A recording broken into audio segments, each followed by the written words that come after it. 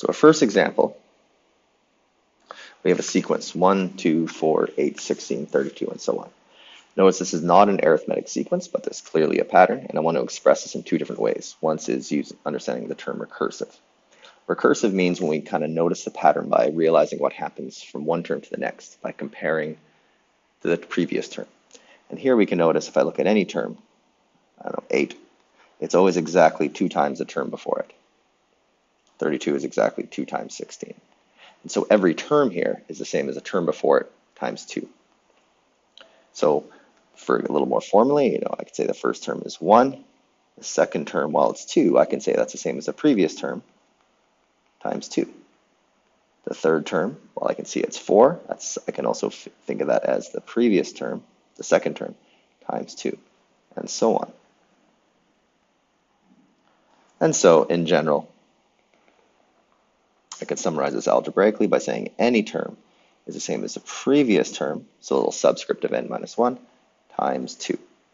Or a little more formally, put that coefficient of 2 first. So we call that a recursive equation to identify the rule. However, as well, I can also express this with a general equation, a non-recursive equation. In this case, I need to find a rule that doesn't require knowing the previous term. So I'll write down my series again, or sequence, I should say.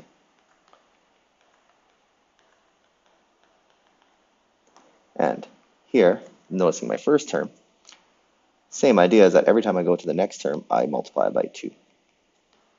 And I'm repeatedly multiplying by 2. Again, this is not an arithmetic sequence, but there's a fairly clear pattern here. Later on, we'll learn that this is being called a geometric sequence. And so, for example, if I want to look at my second term, I can think about it as my first term, 1 times 2. If I want to find my third term, I can go back to the first term, 1, and multiply by 2 twice to get to that third term. And to get to my fourth term, I could think about starting at my first term and multiplying by 2 3 times. And so notice every single time, the power I have here is 1 less than the term number here. Notice to get the 16. If I'm starting at 1, I multiply by 2 4 times, even though 16 is the fifth term. And so, in general, I can say un is the same as the first term, 1 times 2, a repeated number of times. That repeated number of times is always 1 less than term number, so n minus 1. And obviously, we don't need that 1 there, so I can just write it a little bit cleaner like this. So keep in mind these two equations here and here represent the same pattern. One's a recursive equation, one we call a general equation. Now here we do have an arithmetic sequence. I know the fifth term, I know the 11th term, I want to find the general term.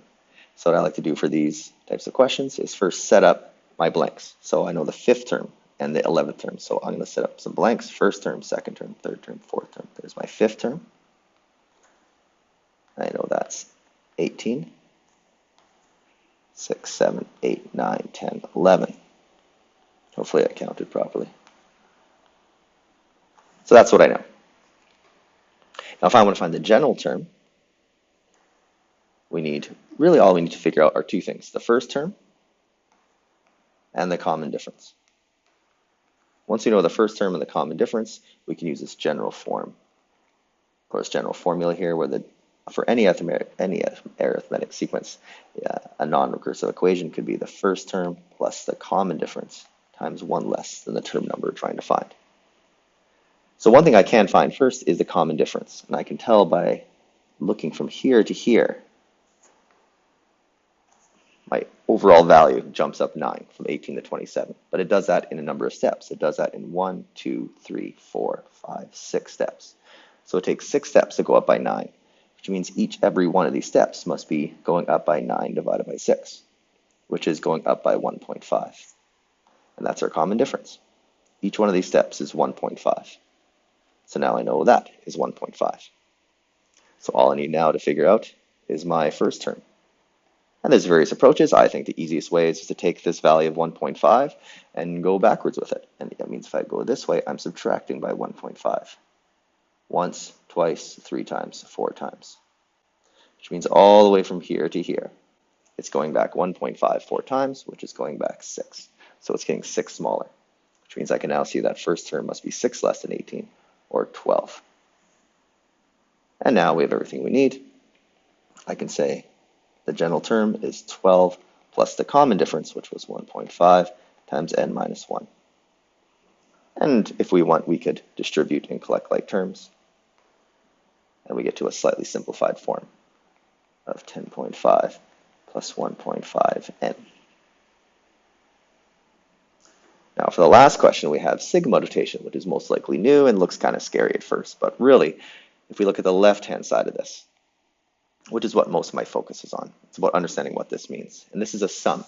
That's a Greek letter, capital letter sigma. Think it's like the English letter S for sum, and we're adding up a number of terms. In this case, we're adding up a number of terms that are all in this form. So I'm going to start by writing that down. 2 to the power of I plus ix. And we're adding up a number of terms that are all in that form. However, they're not exactly 2 to the power of I plus ix, because if we look right here, what I'm saying is we're starting with I equaling 1.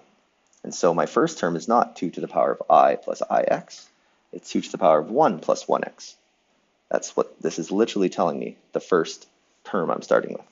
And I is going to start with 1. So I'm going to go back here and change that to a 1, which is a lovely number, and change this to a 1.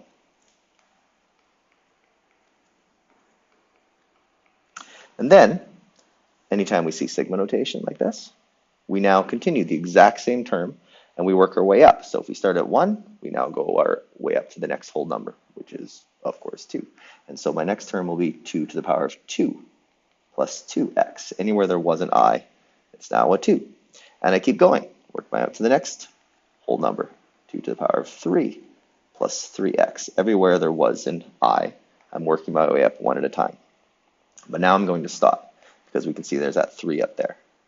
That number on the top represents where we stop, the final value of I in this case. So everything we see here is the left-hand side of the equation. And now we realize if we look at the left-hand side of the equation, there's actually nothing too scary here anymore. Now don't forget this all equals 0. But most of my work now is cleaning up the left-hand side. These brackets aren't actually doing anything. Everything's just being added together. So I have 2 plus x plus 4 plus 2x plus 8 plus 3x, and all this equals 0.